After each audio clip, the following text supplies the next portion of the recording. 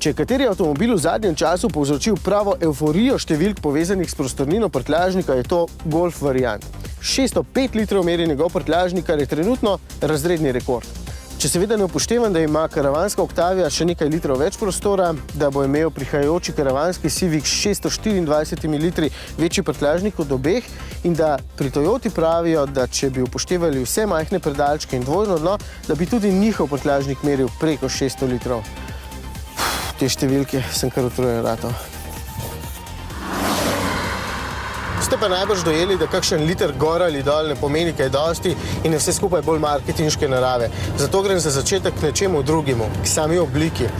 Volkswagenovci so ugotovili, da napake ne smejo ponoviti, zato je novi variant oblikovno precej bolj simpatičen od prejšnje generacije. Ne bom rekel, da je bil predhodni grd, je bil pa vsekakor dolgočasen, mogoče celo oblikovno neposrečen. Tale pa krasno izgleda, sploh v tej modri barvi.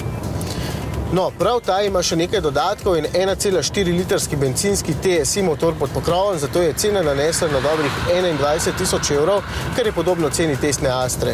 Počutje znotraj je odlično, sicer pa smo to v Golfu že neštetokrat omenili. Tudi pelje se praktično enako kot kombi limuzine. Grem nazaj k prtljažniku.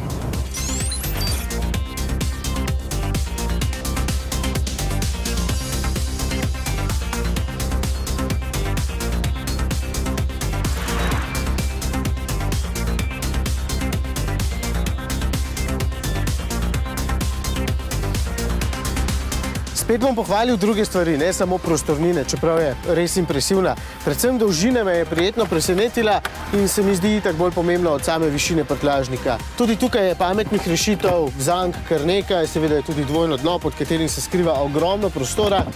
In če tudi sem čisto nepristranski, je Golf variant eden najboljših v svojem razredu.